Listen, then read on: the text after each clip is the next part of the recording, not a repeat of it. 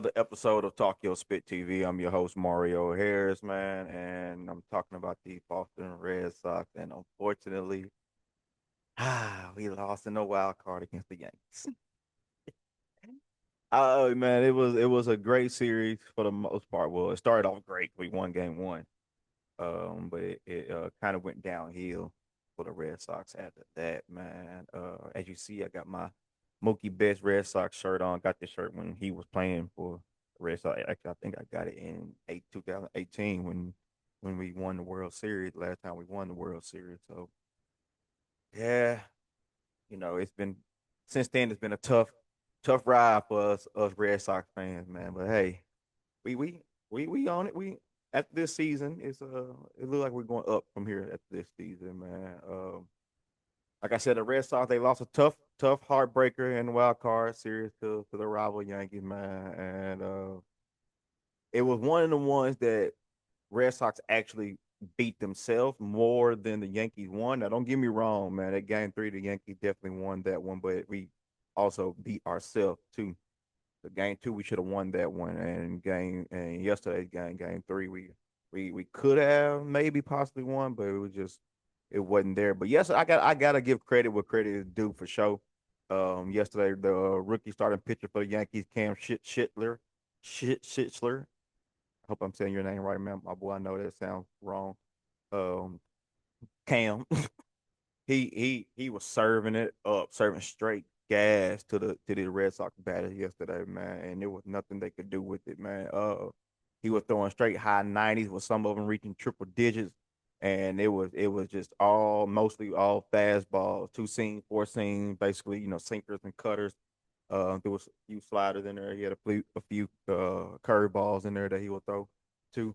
So he was mixing it up for the most part, but for the most part, he was throwing them straight gas, straight cheese to the Red Sox batters, man. Like I said, they couldn't do nothing at all, man. In 8 innings pitched, man, he had 12 strikeouts, with the only allowed 5 hits. So he was, like I said, serving them up big time, and I think the base runners, matter of fact, the base runners didn't even, well, the base runner basically only made it to second base one time, and scoring position one time with him. And after that, when they brought in, I can't think of who they brought in after that, honestly. But there wasn't nobody on base after that for the most part. I think Yoshida got on base one time after they took out Cam. But like I said, man, I have to give credit where credit is due. Um, Cam, he pitched one hell of a game, man. So shout out to you on that one, man. That Yankees, they got them one with Cam Shitler over there, and he probably won't have to ever buy another meal in New York ever again after that game. I mean, like I said, just Yankees and Red Sox is one of the sport's biggest rivals, if not the biggest rival in sport. And it's like whoever wins the playoff series with them is like winning the World Series, honestly. So it's that big in the town of Boston and in the town of New York.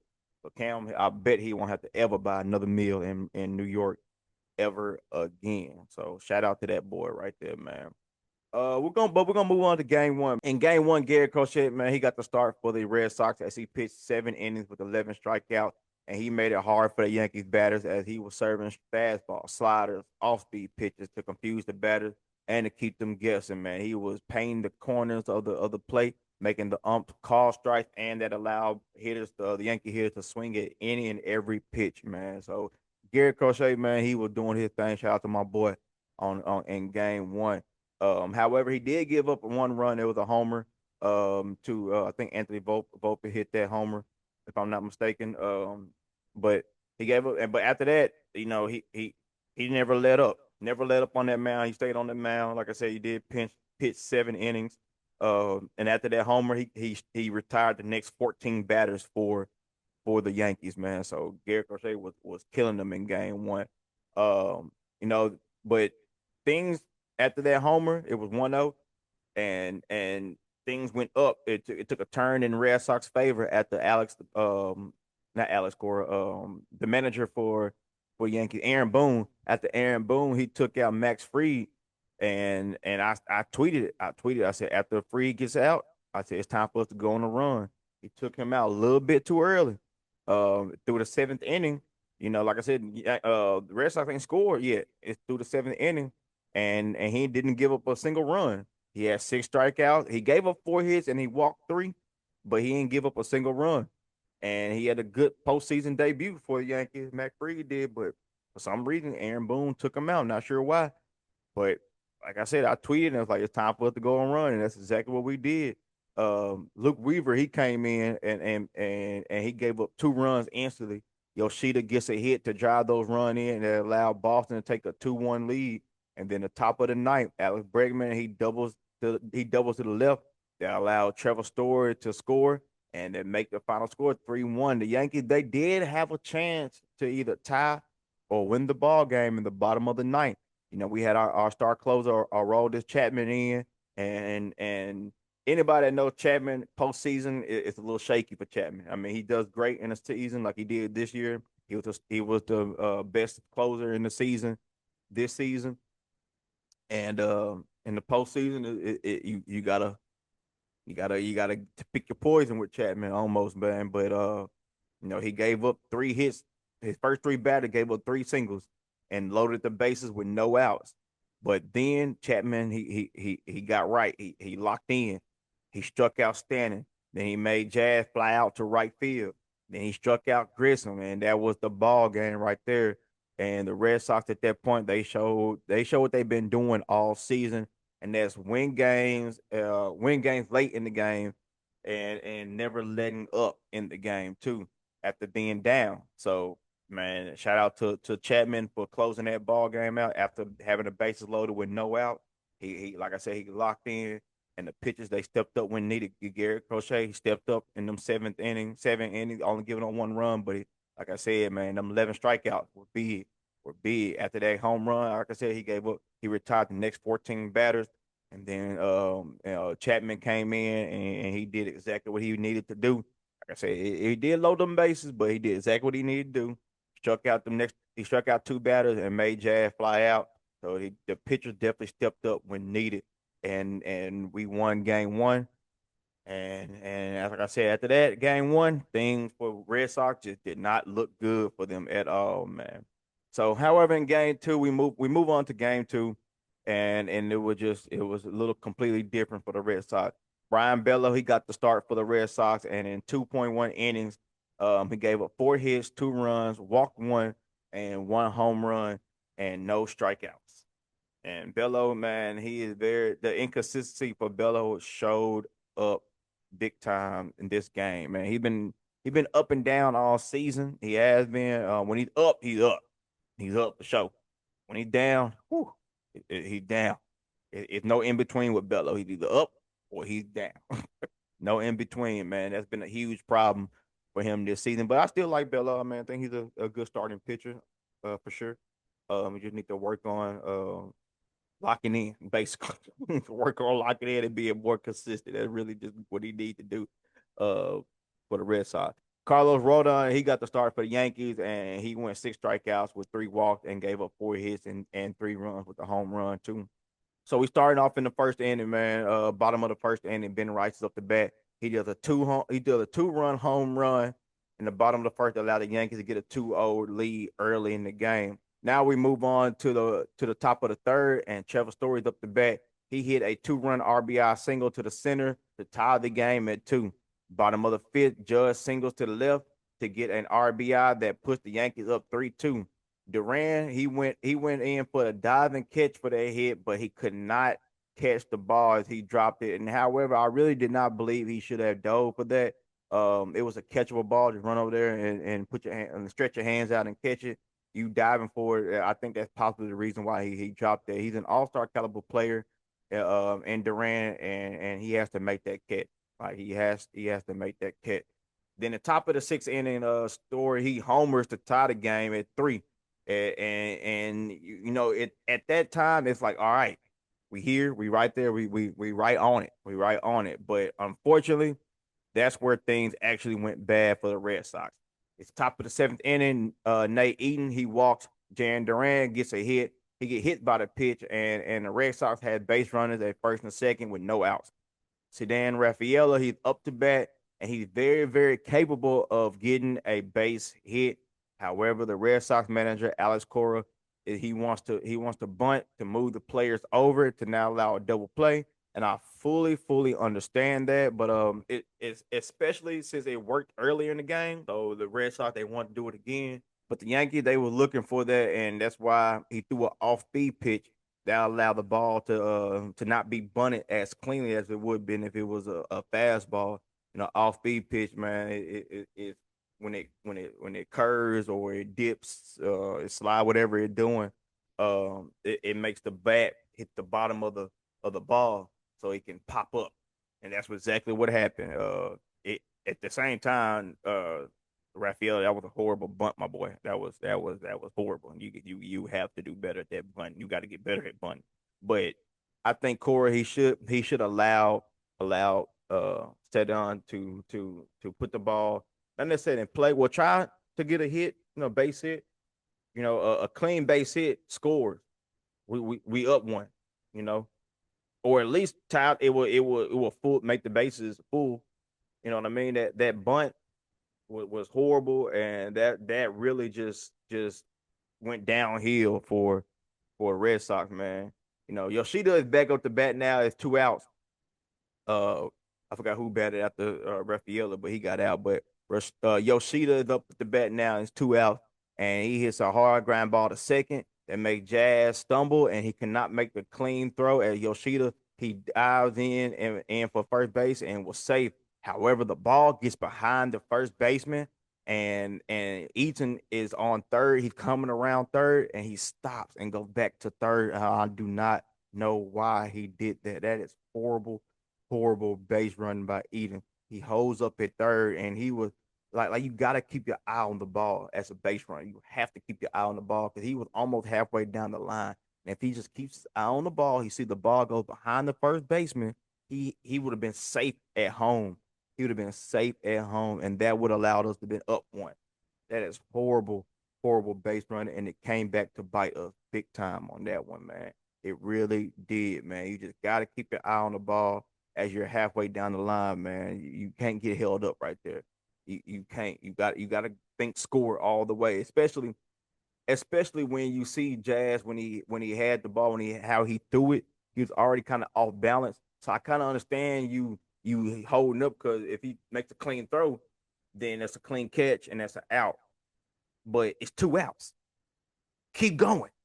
That is horrible base running. Horrible base running. You had 2 outs. Just think score. Think score. That's all you got to think score, and you're there.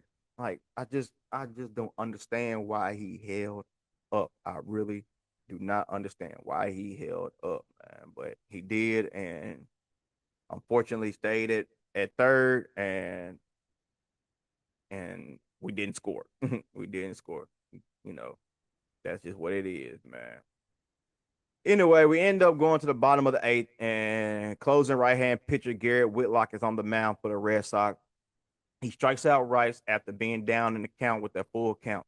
Then big hitter Giancarlo Stanton, he grounded out to shortstop. Whitlock then walked Jazz after having another full count. Austin Wells is up to bat now for the Yankees, and now another full count.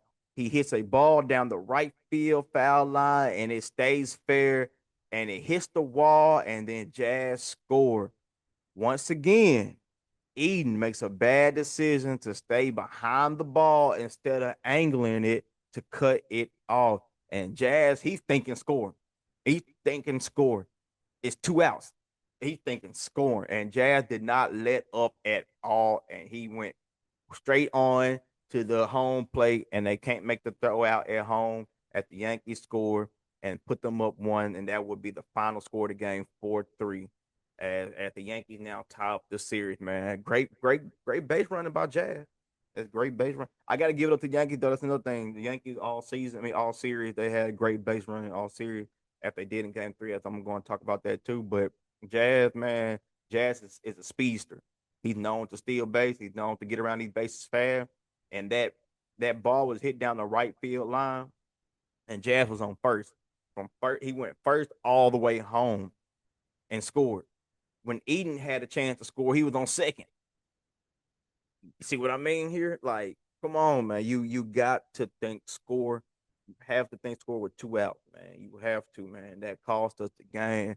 The game. I mean, even if Jazz does that, if Eden would score, even if Jazz would have done that, the game would have been tied, and we would have had a chance to try to win the game uh in the ninth inning, even though we didn't score in the ninth inning. But Whitlock was pitching pretty good, so I had my faith in Whitlock. Whitlock would have got those 3 outs in the bottom of the ninth inning. We probably went to extra innings. Who knows what would have happened then?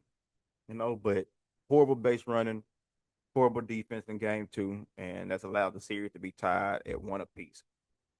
So now we move on to game three, and boy, was game three was just even worse. It was horrible, horrible, horrible play from Boston Red Sox. The defense was horrible. The hitting was horrible, man.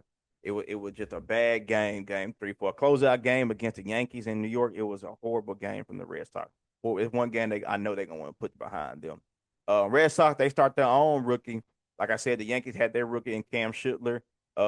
They started him down the Red Sox. They will start their own rookie pitcher, lefty Cannelli early. And I was already kind of iffy on starting him. At least Cam had, I think they said about 73 innings pitched this season. Early only pitched 19 innings this season.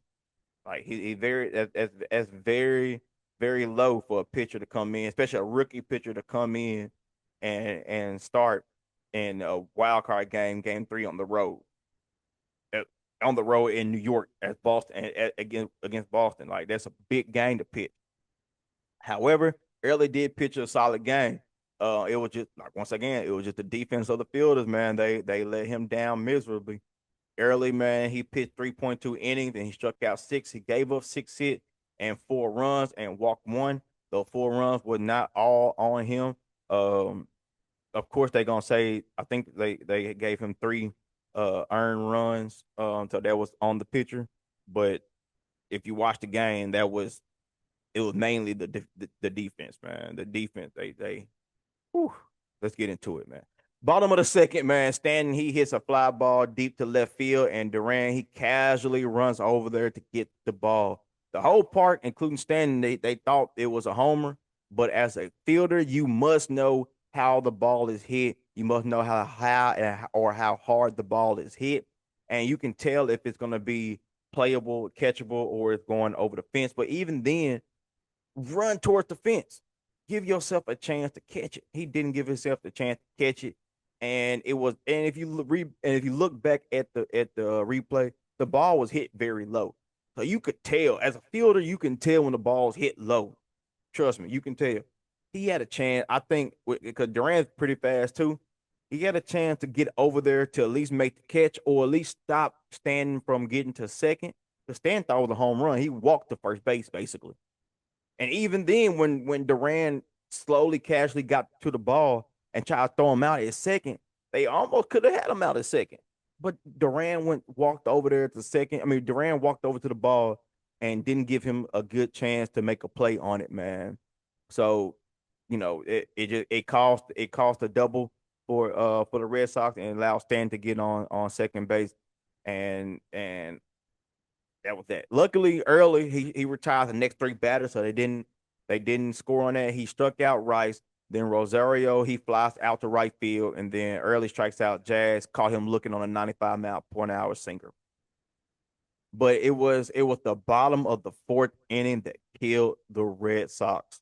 Bellinger's up to bat first, and he hits a high fly ball in the gap of center, right field, and second, and nobody caught it.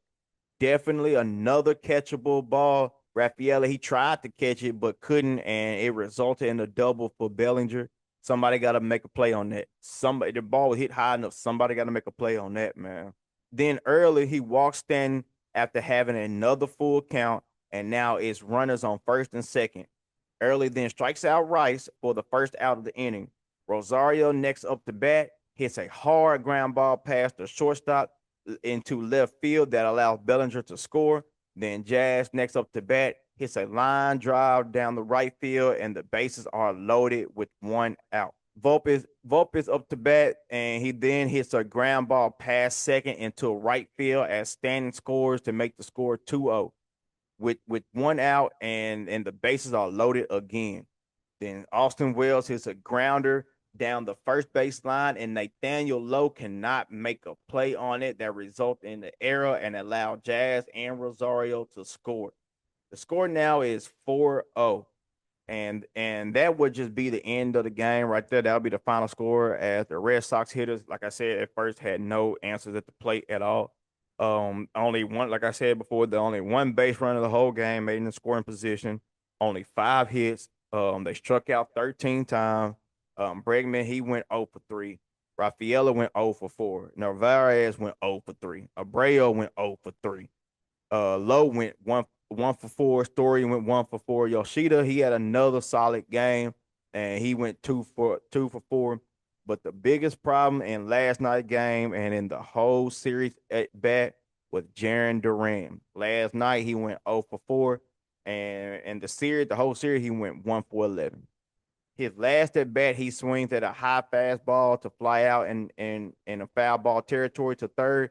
And although Ryan McMahon, the third baseman for the Yankees, he makes an amazing catch to dive and flip over the Red Sox dugout, man, it confused my mind why Duran would swing on a high fastball. I think that was the first pitch too. Why would you swing at a high fastball, the first pitch?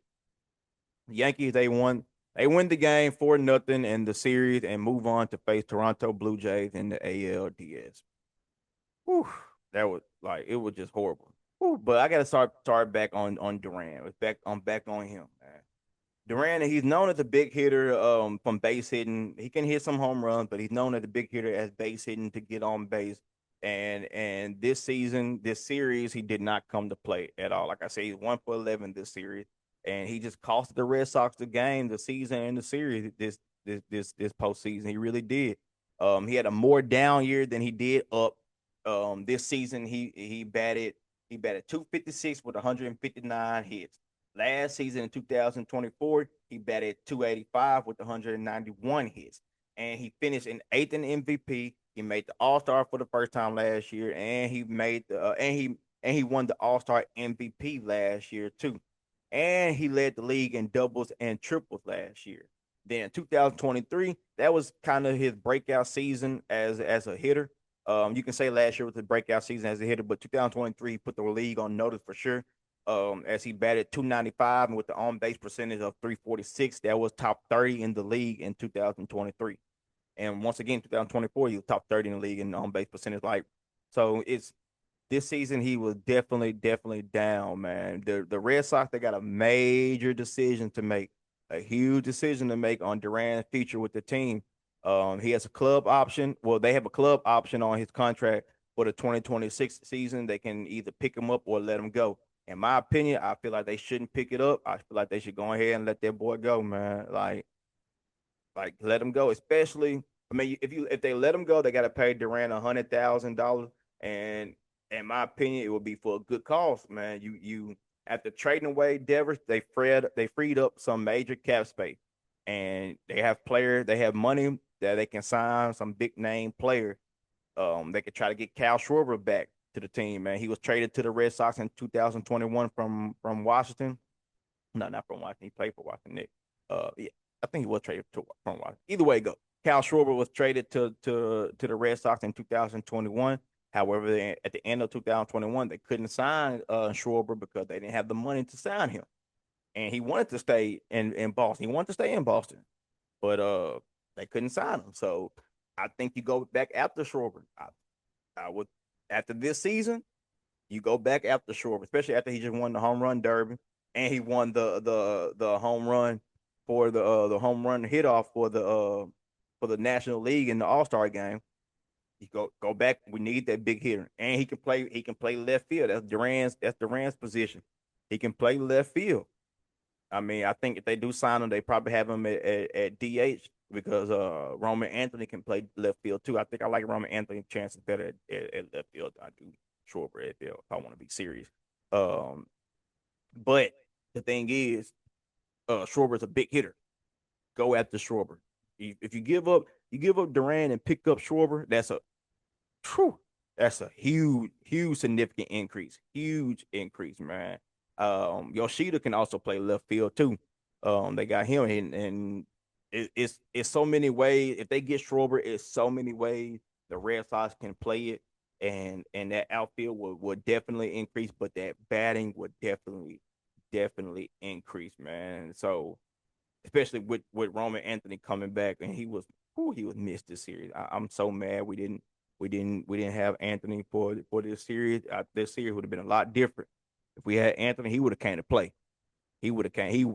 He loved these big moments. That rookie loved these big moments, man. He showed as soon as he got to the Red Sox, as soon as they called him up from AAA, Roman Anthony showed that he loved big moments in for the Boston players. I mean Boston Red Sox. So I hate Roman Anthony was hurt. Christian Campbell was hurt. I kind of hate he was hurt too. Mayer was hurt. I hate he was hurt. Like we had a lot of batters hurt at the end of the season, and that's the reason why we lost this series. I feel like we didn't have consistency with the batting, and like I said in my past video, in the wild card video, the Red Sox must out hit the Yankees, and we didn't. We didn't. We didn't out hit them. So and we lost. But anyway, back to the offseason moves for the Red Sox. Another big move they can make, and this will be another significant big move, is sign Pete Alonso from the Mets. He said he ain't coming back to the Mets. Sign Pete Alonso. We need a first baseman. The Red Sox had plenty of players play first base this year. We need a first baseman, and we need another big hitter. Sign Pete Alonso, Red Sox, please. If they sign Cal Schwarber and Pete Alonso, boy, that lineup will look it will look amazing. It will be amazingly crazy if they can sign Schwarber and Alonso. Like we signed Schwarber and Alonso and pair them with Anthony, then Breg Story. Ooh, boy, that down the line right there, Alonso, Schwarber, Anthony, Bregman, Story. Ooh, boy, that's some crazy hitting right there. But then we still would have Navarez, Mayer coming back, Sedan Rafaela, Willier Abreu, man, Yoshida, man, that would be a nice lineup for the Red Sox. If they can sign Strawberry and Alonso, boy, that would be crazy. Because everybody's capable of hitting well, and everybody's capable of making big hits, clutch hits too, and that would make postseason play. We get the postseason, that would make it a lot better. But some other known signing I would like for the Red Sox to get, because we need starting pitchers. We need another starting pitcher. We probably need two more starting pitchers, probably. But I don't know if we got the money for all that. I'm not sure on that. But we need for sure another starting pitcher. And if the Red Sox can look to get another starting pitcher to get with Crochet and Bello, then that would be good. And then develop early. I think Early's a great pitcher. I think he got potential to be a great pitcher. They just need more development from him. But like I said, we just need another starting pitcher though for sure. I think they should go out to Shane Bieber. He was the unanimously American League Cy Young Award in 2020 with the Cleveland Indians. So that would be tough right there if we can get Shane Bieber over there. He probably gonna ask for a big contract. So like I said again, I'm not sure about the money situation with signing Schwarber, Alonso, and a big name pitcher, starting pitcher. But I know we have a lot of money to play with once we got rid of Dever. So I know we got a lot of money to play with, and we get rid of Duran, we have even more money to play with. So uh I'm thinking, man, going ahead and look to sign Shane Bieber, the former Cy Young winner.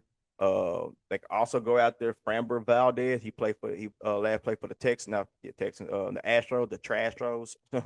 uh, sorry. But he's a high velocity pitcher. Valdez. He has ties to Dominican Republic with Big Poppy. But he also has postseason success with the Astros back in 2022 when they won the World Series then. So that's what we need. We need somebody with postseason success that knows how to pitch in the postseason, and Valdez will bring that. Valdez would definitely bring that experience to them. They also could go for Max Schwarber, Blake Snell, Nathan Evaldi. All will be free agents at the end of the season. All have postseason experience. Blake Snell just pitched with the with the Dodgers. He just won with the Dodgers last season. He's pitching for the Dodgers this season. They in the postseason. This season, Dodgers, y'all better beat Philly. That's going to be a movie right there. I'm trying to tell y'all, Dodgers and Philly. That's going to be a great series. That's going to go at least six. I feel like. But anyway, so those are three pitchers that can go for. They could also the Red Sox could also re-sign Walker Buehler, which I'm not opposed to doing that. I like Walker Buehler. He's another pitcher. I mean, another player that was hurt. We needed him. Another player that was hurt. We could have used him in Game 3 if he wasn't hurt. So man, we had a lot of players hurt. We had a lot of players hurt, man. That at the end of September, where they got hurt within the end of July and within going into the end of September, we had a lot of players that hurt. So we just didn't end the season like we wanted to. So if the Red Sox want to resign Walker Buehler, I wouldn't be opposed to that. I wouldn't be opposed to that doing that. But the Red Sox, ultimately, they have a lot of moves to make at this off season, and they make the right move that can allow them to have another successful season and can make a deep playoff run for next year, man. But at the end of the day, man, I don't think the Red Sox had a bad season. Um, we finished 89 and 73. After at what happened, we were third in the AL East. The Toronto and New York, they was tied for first. We were second in the AL East. But Toronto and New York, they were tied first, so we were third in AL East. So we started off the season in March going 1 for 4, and then April was up and down a month, and then we had a huge collapse in May. I think we went 11 and 17 in May. A huge collapse in May, and then June was another inconsistent month. But we found ourselves in May we found ourselves in July for sure. After we traded Raffy in mid June, we started picking things up. We started rolling in July. We started rolling in August, but like I said, between that July and September time, injuries started to happen for sure. Injuries started to happen, man. In September, we won more. I think we went 13-11 in September, and so we won more games than we lost. However, we lost a lot of games that we shouldn't have lost, especially in June on that West Coast trip. Man, at the end of June, we went on a West Coast trip, and then we played Toronto at the end of June, starting July, and we went on I think like 6 game losing streak, something like that. Or we lost. I think we lost uh we lost 6 of 8 games. So it was something like that between the end of June and start of July. So and most of them games was in on the West Coast too. We played San Francisco and we played San Diego, and so we lost games that we shouldn't have lost, man. So that was a big part of the reason why we finished third in the AL East. We could have easily been top of the AL, but we lost a lot of games in June that we should have won. We lost a lot of games in September that we should have won. But ultimately, I think the Red Sox are going in the right direction. After the season, from like I said, after we won in 2018, it started to go down, down, down. Especially when we traded Mookie, uh, or we didn't resign Mookie in 2019, I think it was. After that season, we didn't resign him. So it started to go downhill, and things started to look pick up. Like we had some great months in between the years of 2022 and 2000 and this year too. I'll say starting in 2022, you start to see some great months here and there, but we didn't make the playoff and whatnot. So this season it was great. It was great to see some postseason play from the Red Sox. I will say that this season. So it was a great season. Excuse me. It was a great season this season. It like I said, we didn't really start off like we wanted to. I didn't think we were going to make the playoff, but they started picking things up when we called Roman Anthony up. Boy, that boy is a player. He's gonna be great for the Red Sox in the future. I can see it now. So things I think are looking promising for the Red Sox. The organization, they just gotta make the right move. This is gonna be a crucial offseason for the organization of the Red Sox this offseason. They have to make the right moves. And like I said, I think two of the moves they got to make Like they two move they have to make is signing Alonso and signing Schwarber. Like I think though if they sign those two, we're there. We're there. Like I said, we could resign Walker Bueller back. That I wouldn't be opposed to that. But also we have the money for it. Go get another starting pitcher. We have at least four legit starting pitchers over there that can rotate four of them. Boom, boom, boom, boom, boom, boom. And then we got Whitlock and Chapman closing out. Ooh, will be tough. Will be tough to beat for sure. But that was my rundown of this wild card series between the Yankees and Red Sox. So I hate that we lost, especially to the Yankees. I hate that much, but it is what it is. Um, if you haven't subscribed to the channel, please subscribe to the channel. Also, like, comment, share the video, man. But until next time, this is Talk Your Spit TV. I'm Mario Harris. Thank you.